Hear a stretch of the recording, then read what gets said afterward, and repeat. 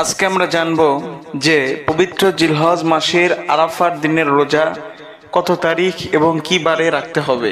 সুপ্রিয় দর্শক, এই বিষয়ে যদি আপনি জানতে চান ভিডিওটি না টেনে পুরো ভিডিওটি দেখতে থাকুন। জিলহজ মাস আল্লাহ রাব্বুল আলামিনের নিকট একটি গুরুত্বপূর্ণ মাস। এই মাসে নবী করিম সাল্লাল্লাহু আলাইহি ওয়াসাল্লাম রোজা রাখতেন এবং অনেকগুলি আমল করতেন। তাই আমাদেরও উচিত এই মাসে রোজা রাখা এবং আমাদের যতটুকু সম্ভব সেই দিকে বিবেচনা করে নফল ইবাদতগুলো বেশি বেশি করা। যেমন এই মাসের একটি গুরুত্বপূর্ণ ইবাদত হলো আরাফার দিনের রোজা। সুপ্রিয় দর্শক, আরাফার দিনের রোজা সম্পর্কে হাদিসে এসেছে, যেই ব্যক্তি আরাফার দিনে একটি রোজা রাখবে, আল্লাহ রাব্বুল আলামিন তার জীবনের বিগত একটি বছরের গুনাহ মাফ করে দেয়। সুবহানাল্লাহ।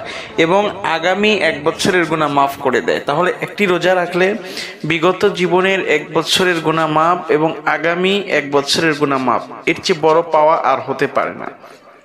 তাই যারা পবিত্র জিলহজ মাসের আরাফার দিনে রোজা রাখতে চান তারা আগামী শুক্রবার 6 জুন তারা এই রোজাটি রাখবেন।